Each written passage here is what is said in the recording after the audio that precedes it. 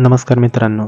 तर आपल्या YouTube चॅनलमध्ये आपले स्वागत आहे. तर CISF मध्ये विविध पदांसाठी भरती निघली आहेत. म्हणजेच केंद्रीय औद्योगिक सुरक्षा दलमध्ये 1130 जागांसाठी भरती निघली आहे. तर यामध्ये कॉन्स्टेबल या पदासाठी ही भरती निघली आहे. तर ज्या कोणी अर्जदारांचे 12वी सायन्समधून उत्तीर्ण असतील असे अर्जदार अर्ज करू शकतात. तसेच अर्ज करण्यासाठी तुम्ही जर 18 वर्षापेक्षा जास्त आणि 23 वर्षापेक्षा कमी जर असाल तर तुम्ही या भरतीसाठी अर्ज करू शकता. तसेच ओपन, OBC, EWS या कॅटेगरीतून जर अर्ज करणार असाल तर 100 रुपये अर्ज फी देऊन तुम्ही हा अर्ज करू शकता.